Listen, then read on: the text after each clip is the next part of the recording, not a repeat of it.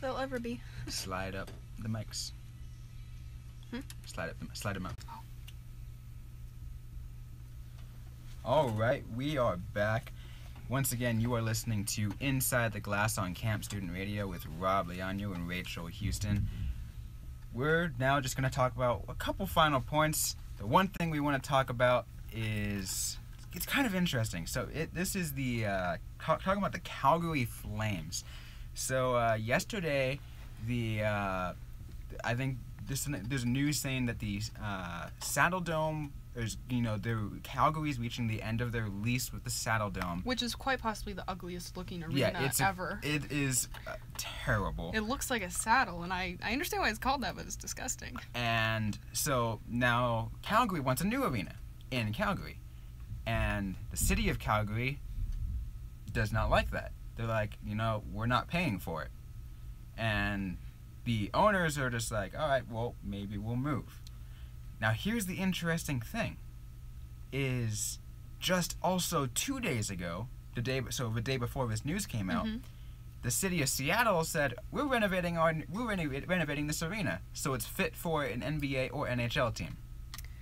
The question is Gretzky still behind? Is he still wanting a team in Seattle? Because I think if he is, Calgary Flames will dip as fast as they can and go to Seattle to be with Gretzky. Especially since the fact that the funding is there, they have private funding, they can, it's easy for them to move. Not to mention, it's Gretzky. He can do everything but coach. We learned that from the Arizona Coyotes. Very true, very true. And I think this is an interesting thing, though. One of the things right before we went to the break is where I said entitled owners. This is where it's interesting, because the owners of the Calgary Flames are billionaires. Just like any sports team. Just like any sports team. Like, if they really wanted to stay in Calgary, they have the money. They have the money to pay for it.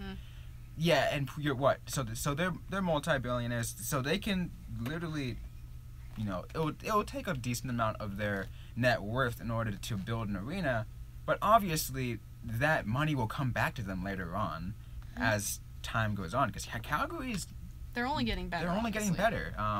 There are young guys like Matthew Tkachuk, and I love Matthew Tkachuk. He's a player. He's a lot like his dad, but he's quite the player to go and see. And Johnny Gaudreau, Sean Monahan. Sorry to steal your thunder about the Flames. But. Yeah, it's just a really growing team, and I really think the city of Calgary needs them. But I really think if the owners are that stubborn on a new arena, if either they pay for it themselves to stay in Calgary, or they find that private funding with Gretzky or whatnot in Seattle. Who knows where it ends up going? It's a dumb idea, though, because Canada is the place of hockey, even though they had less Original Six teams than the United States did. Just a fun fact right there. It's a dumb idea. You don't want Canada to lose out on a team. You don't want any place to lose out on a team, but that's a place where hockey culture was born, and you're just gonna lose it. You're gonna walk away. It's not like you don't have people coming in the doors, people in the seats. It's just, no, we want more money. Sorry. Which is interesting too, because obviously the Pacific Northwest wants more teams as well. Portland and Seattle both want a team. Not to mention so many other places in the in both Canada and America want an NHL team now. But like, all right, Vegas got one, now I want one. Honestly. So, like I said, Portland, Seattle, Quebec City over Quebec City doesn't deserve it, but... They probably don't deserve it, but yeah. Hartford. Oh, deserve it? They deserve it. There's just so many... You should get more places, there's so many options. Yeah. Tornado Valley, maybe? Get somebody in, that kind of area? That would be interesting. Maybe... It would be interesting if Kansas City got a team back. I was actually going to say Because they used to have the Scouts, and then the Scouts, I think, moved to Colorado to become the Rockies, and then moved to New Jersey to become the Devils. So they've had a very long, unmemorable history before they were even the Devils and established their unmemorable history as the Devils. Yep, I think the same goes for, you could say, for the Avalanches. They used to be Quebec.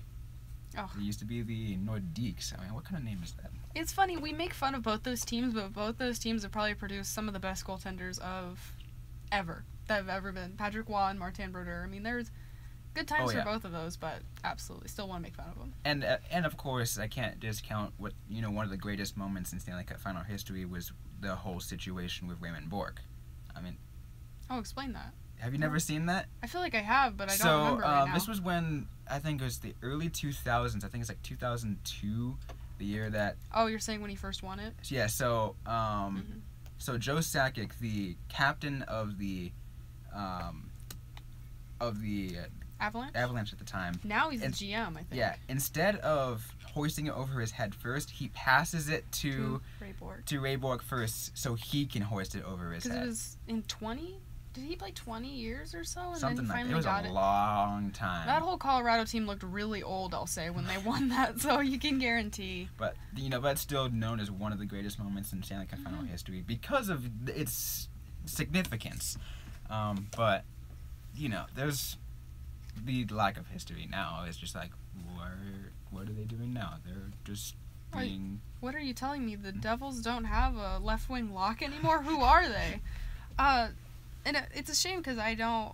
Well, you do have history in Calgary. Obviously, I'm not a Calgary fan, so I'm not really sort of baptized into that and know everything about it. But, I mean, Jarome Iginla was there. You've had really big guys there.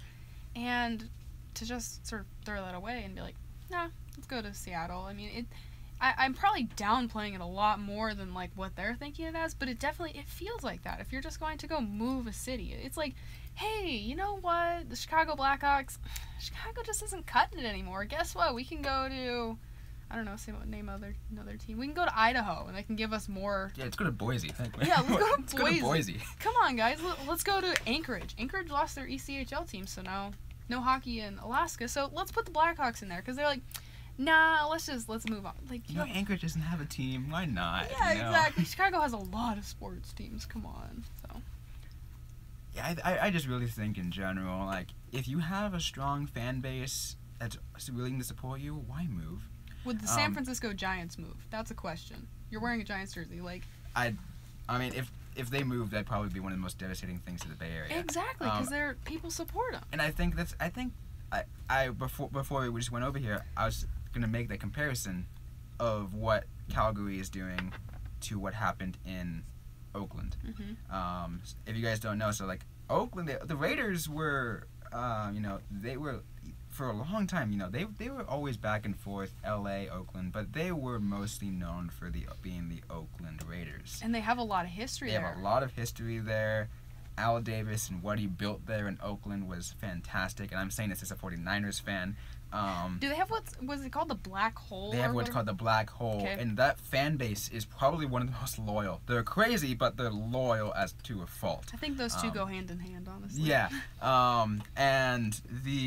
so essentially, the Raiders, the new owner Mark Davis, after Al died, he's like, all right, so we want a new stadium because they play where the A's. Because the Coliseum's not cutting it. Right. And the city of Oakland's like, yeah, we don't have the money, so we can't help you here. So it's like, all right, so let's see if we can get private funding, but then no one wants to get private funding in Oakland. Mm-hmm. So it's like, all right, so I'm going to find some crazy billionaire and move to Las Vegas. A team that's still yet to have provenly supported a pro team yet. Obviously, they're going to get the Golden Knights this year, but we still don't know how that fan base is going to be. Right, it could crash and burn, and then the Raiders are screwed over, and woo, you're stuck in that deal for however long. It's quite a long lease. Not as long as some NHL contracts are, but... Oh, so true. Speaking of which, I recently just saw I think it was the Jets just signed a new player just signed one of their players to a 6-year contract. I'm just like... You want me to look that up real quick and see exactly who it was and see which one of the Jets players? I feel like I know a lot of Jets players, but I feel like they all blur together for me. Yeah, it was one of them. Brian Little. There we go. 6-year extension. Let's see if there are any contract terms. And this is from globalnews.ca. See? Hockey culture. Canada. I'm getting my news from Canada about hockey. 6-year, $31.746 million. So that works out to about $5 a year. I mean, that's, They just said he locked up one of their top centers, spelled odd because they're not American. So, I mean, maybe that's worth it. I don't know much about the Jets. I mean, the Jets have a decent amount of players, at least now. I mean, I think they probably want to establish their new culture that they have with their young players. So they used to be a really heavy team, and they really, I think, were successful with that. But, yeah, as you're saying, they need to establish a new identity because Patrick Laine can play that game, but I think they got to revamp it. Part of me remembers them as the Atlanta Thrashers. Oh, man, I follow an Atlanta Thrashers Twitter account still, I think. It's really good. Because they were like, last year this year when the Penguins won the Cup, they were like, congrats to the 2017 Stanley Cup champions, the Atlanta Thrashers. And I was like, that's my team. Those are my guys. I mean, I think Atlanta has had a lot of fault with their teams before, but because they used to have the Flames. Oh, wow. That was in like the I think I remember hearing about 60s or that. something like that. They gave it up. Then There's a lot of teams that have moved around. The original 6 teams haven't moved around, but it seems like most everybody else has. Well, what I like to the one thing I like to bring up is the Dallas Stars have somewhat of a history, like partially, very small bit though, of hockey in the Bay Area. Oh, okay. They used to be the Minnesota North Stars, right? Which is, was a team that merged with the Cleveland Barons, and the Cleveland Barons was a team that relocated from San Francisco, which were the California Golden Seals, one of the expansion 6. I loved those jerseys. I remember seeing those. I still have a shirt waiting for me. One of my cousins actually went to the throwback night for the Seals at the Sharks game, and was gonna give me their shirt that had the Golden Seals logo on it. I'm like, I'm still waiting on that. I haven't gotten it yet. Oh, that's so cool though. That'd be awesome though, because like that's the green and just the logo. It looks pretty cool. It's something unique. I mean, I feel like we've gotten more conservative with our jerseys, and we're not like, let's make a really ugly jersey. I mean, we've had some really ugly jerseys in the past, so. Speaking of ugly jerseys, the new Adidas jersey for Nashville. Oh my god. Most of the jerseys were not changed, like, at all, and I was really like the Sharks one. The Sharks one looks it's pretty much the same. Only thing that's different is the new secondary patch on the side. Right, that's which actually is cool. Right. I like it. Actually is cool. Did you see the USA Today article where they had to have a bunch of more younger players draw their NHL logos, and Martin Jones was on there. He was the only one who drew the logo from memory out of like Nathan McKinnon and all these other guys. And I was like, Martin Jones is a real man here. Oh, he's and it looked like a tuna fish is what the person said, but it was a good effort. I liked it. But yeah, the Nashville jerseys, those were like the only ones that changed, and they're gross. They're disgusting. There's too much yellow, and I feel like it's gonna make everybody look really fat on the ice. That was a really big problem, like back in the day. I noticed, like 2006, jerseys were hideous and they looked huge. Like they were like wide and looked awful. I mean, hockey's a game of aesthetics. What do you think about Vegas' jerseys? Oh, I hated them when they came out. I mean, a lot of people liked them. They're gross. It defines Vegas. Don't get me wrong. Like it's got all that and more, but. I don't like the red next to the yellow on the armband. It's just a little too much. It is. I think they should have gone with like what the London Knights of the OHL have done and just keep it clean. Like they have like the forest green. They should have done something like that. Completely rip off those jerseys. I agree with it, but yeah, they're ugly. I don't like them. Anyways, yeah, so that's probably just about it we're going to talk about. It is 2:01. Pretty much time. So we start a little bit late. We just started a little bit late, but hey. There was a good. I think this was a pretty solid show. We had a really good conversation with Tim Gasson, and a really good conversation afterwards talking about relocations and greedy owners and everything like that. Ugly jerseys. Absolutely. I think there's going to be a lot more of those too, because I mean, as we were talking, there's a lot of great guys out here to talk to.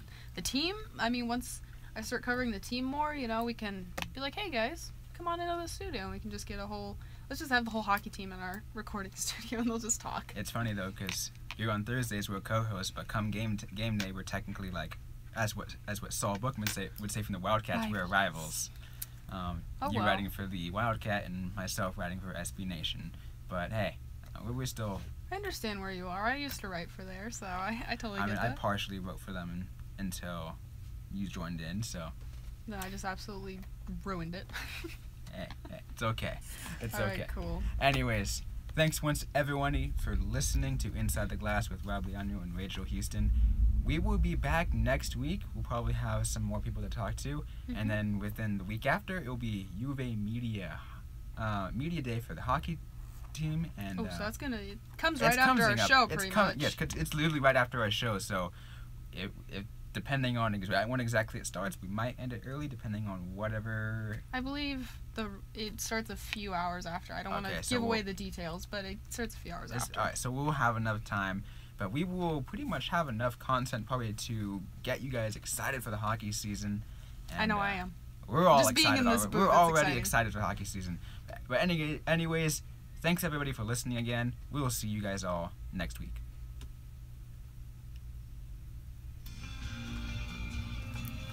That was a good show. Nice job.